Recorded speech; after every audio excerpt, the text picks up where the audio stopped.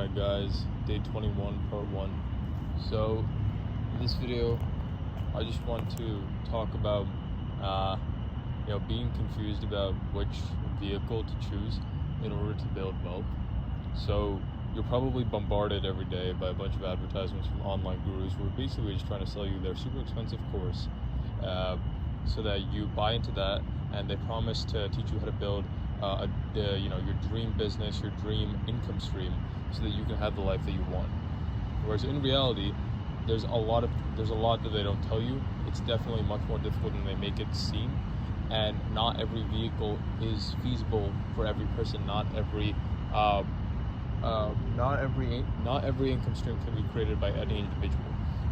Most of them require a high degree of skill in at least one area, or they require a culmination of a lot of skills that very, very few beginners with no experience in entrepreneurship or investing or sales or marketing or anything like that, very few people with no experience can actually acquire those skills fast enough in order to become profitable with their businesses. And so, honestly, I'm also confused. I'm not entirely sure which avenue I should pursue. On one hand, I have the option of getting really, really good at a high income evergreen getting really good at a high income evergreen skill like sales, and then using my experience as leverage to start closing for other people. Basically being a glorified contractor in a sense. And so I get paid commissions for every deal that I close. And if it's a good offer, if there's good lead flow, then I'm not saying it's going to be easy, but it's definitely possible.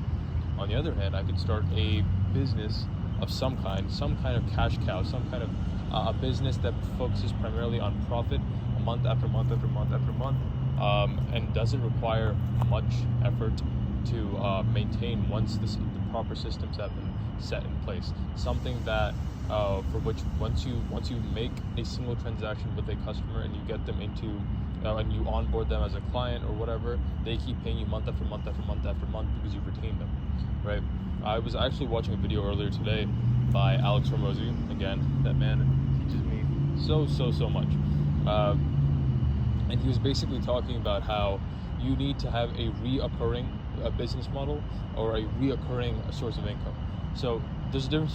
Recurring means like some kind of subscription, and reoccurring can be a one-time payment, but your customers always keep coming back to you.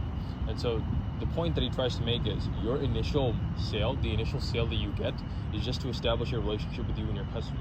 You want every sale that you make to ideally keep paying you for years down the line. So if let's say you close 10 customers per month at $1,000, right?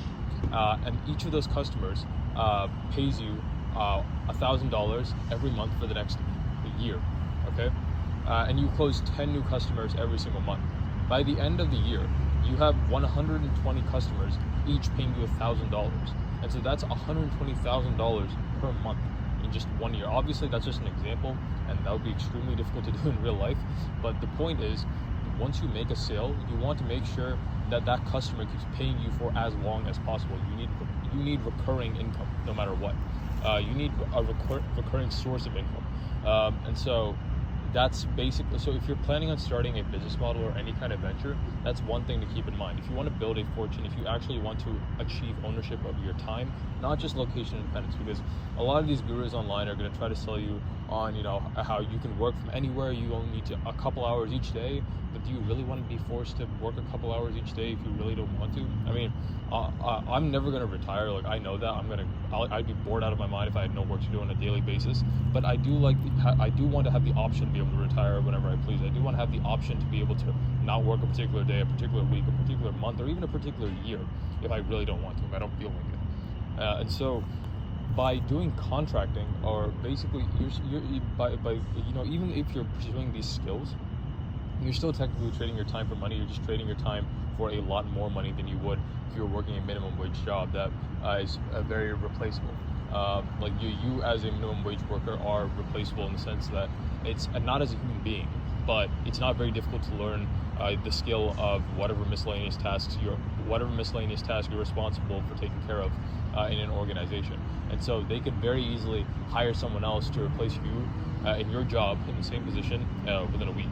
probably, depending on what the role is, of course, but you get the point. So if you want to achieve both time and location freedom, you need to pursue a vehicle that first of all allows you to create income from anywhere in the world. So that's the location freedom part. And for time freedom, you need to make sure that once you make a sale, once you get one customer, that they keep paying you for several months and ideally several years after you've closed them. You want monthly recurring revenue. You want people to keep paying you for months, for years after you've already brought them on as a customer.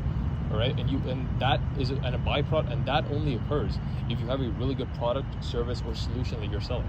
Because without that, they're not going to stay on for long. Okay, like even if you're able to convince someone to pay you one time to get into a contract with you for 1 month or 3 months or whatever, if you have a shitty offer, if you have a shitty fulfillment, if you have a shitty onboarding process, if you don't give the client a good experience, if you don't give your customer a good experience, they're not going to come back. And so even if you're able to get those one-time sales, you're never going to build a true fortune or a true empire that actually enables you to have complete ownership of your time unless you're selling something that sells itself month after month after month after you've made the initial close with the client or with the customer. And so that's something to keep in mind when you're evaluating these different business models, these different avenues, these different vehicles that you can choose in order to build your wealth. And of course, it's not like you're probably not going to start the one business that you're going to stay with for the rest of your life right now. At the very beginning, you're probably going to jump from one business to another business and so on. And so if you're just getting started and you don't have the skills necessary to build an actual business, then it probably would be best for you to pursue some kind of high income skill that you can then leverage in order to build your own business later on. But yeah, really, like, just, it's up to you, of course, but keep that in mind. Keep the monthly recurring revenue thing in mind. And as Alex says, that's how fortunes are built. So that's all I've got for this one, and I'll see you in the next one. Peace.